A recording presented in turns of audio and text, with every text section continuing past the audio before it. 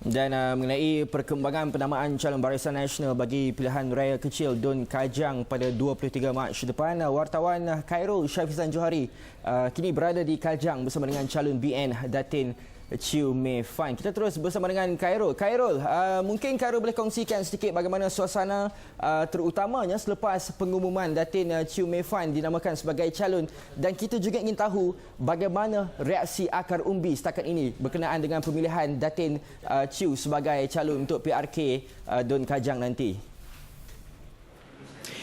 Ya Hans, kalau kita lihat sekarang ini saya berada di bilik gerakan Indo MCA untuk pilihan raya kecil N25 Kajang, dan di belakang saya ini sudah pun ramai pemimpin-pemimpin peringkat akar umbi sudah pun berada di bilik gerakan ini bagi melakukan persiapan, bagi membincangkan gerak kerja bagaimana untuk memenangi hati pengundi-pengundi dan terusnya memenangi Barisan Nasional pada PRK kali ini.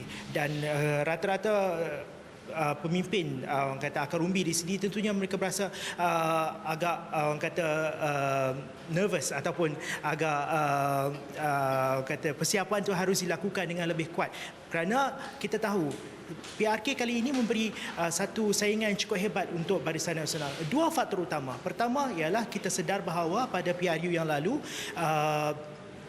parti pembangkang mempunyai pengundi ataupun kiraan undi yang jauh lebih tinggi berbanding Barisan Nasional dengan majoritinya sahaja lebih 6,000 undi. Dan kedua, PRK kali ini parti pembangkang, parti PRK, parti KR menamakan Datuk Seri Anwar Ibrahim sebagai calon, dan kita juga ada figura lain seperti Datuk Zahid Ibrahim. Dan kedua-dua faktor ini sebenarnya mampu mewujudkan persaingan sengit untuk pilihan raya kecil Dun Kajang ini, dan semuanya kini ditanggung oleh tidak lain tidak bukan iaitu calon Barisan Nasional sendiri, iaitu Datin Paduka Chew Mei Fan, dan beliau kini berada bersama saya. Okey Datin, pertama sekali, dua faktor yang saya sebutkan tadi cukup memberi tekanan untuk Datin. Jadi bagaimana cabaran Datin melihat dalam melaksanakan gerak kerja sepanjang kempen?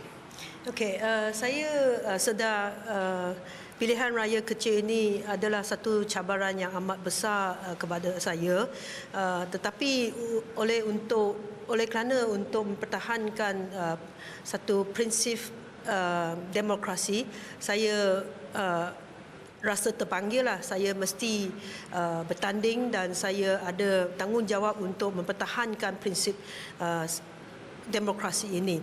Oleh itu, walaupun tekanannya besar, tetapi sebagai seorang politician, saya sentiasa sedia untuk menghadapi apa-apa cabaran. Dan kali ini dengan sokongan padu semua ahli MCA dan juga semua ahli komponen Parti Barisan Nasional, dan dengan kerja kuat kita semua ini, saya yakin kita akan bekerja kuat dan kita akan dapat mencapai satu keputusan yang lebih baik kalau berbanding dengan pilihan raya yang lepas. Datin orang lama dalam dunia politik. Ini merupakan kali keempat Datin bertanding dalam pilihan raya. Jadi apakah perbezaan yang mungkin Datin dapat rasakan pada PRK kali ini berbanding pilihan raya sebelum ini, dan mungkin pilihan raya sebelum ini mampu dijadikan sebagai orang kata platform untuk Datin mengambil orang kata sebagai contoh untuk dijadikan sebagai persediaan? Ya, kalau PRU kita mesti kerja kuat dengan kita sendiri bersama dengan kita punya bahagian. Tetapi kali ini walaupun dia adalah satu pilihan raya kecil, tetapi oleh kerana semua orang tumpu perhatian mereka terhadap kita ke atas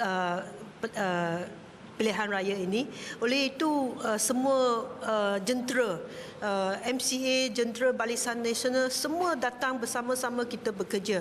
Oleh itu sebagai seorang calon, saya rasa lebih senang sebagai seorang calon kerana saya dapat sokongan dan bekerjasama dari semua pihak. Berhadapan pula dengan Datuk Seri Anwar Ibrahim, apa rasa Datin sekarang?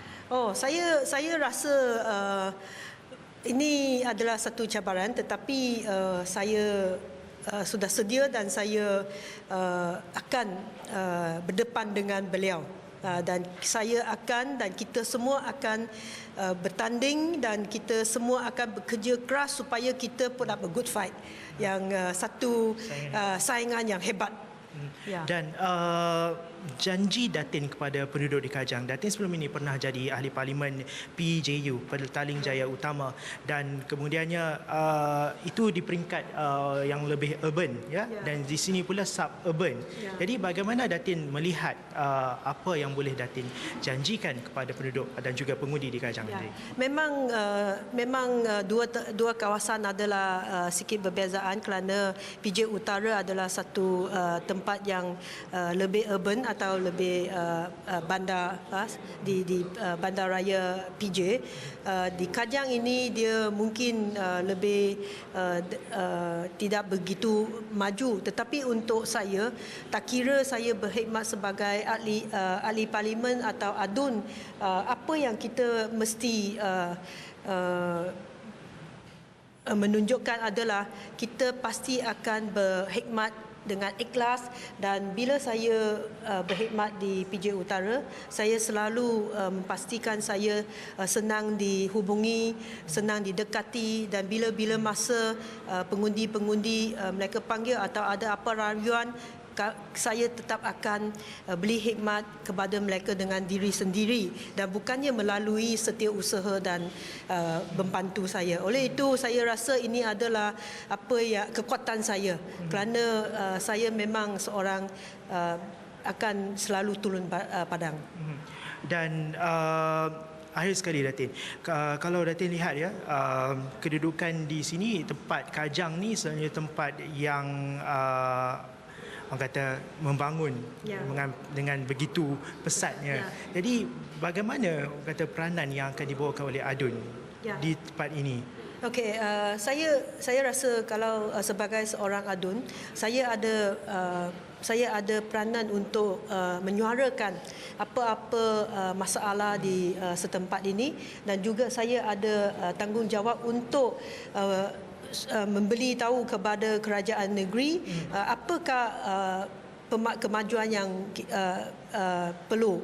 Dan di samping itu saya akan memainkan peranan seorang pembangkang di dalam Dewan Negeri supaya kita boleh check and balance apa itu kerja atau cadangan atau yang dilaksanakan oleh kerajaan negeri. Terima kasih Datin Paduka kerana sudi berkongsi bersama 745 Awani 745 malam ini. Dan itu tadi calon bagi Barisan Nasional untuk Pilihan Raya Kecil N25 Dun Kajang. Dan sekian saja laporan saya dari Bilik Gerakan Indo MCA untuk Pilihan Raya Kecil ini. Kita kembali bersama Hans di Bilik Berita. Silakan. Okey, baik, terima kasih Khairul Syafizan Johari.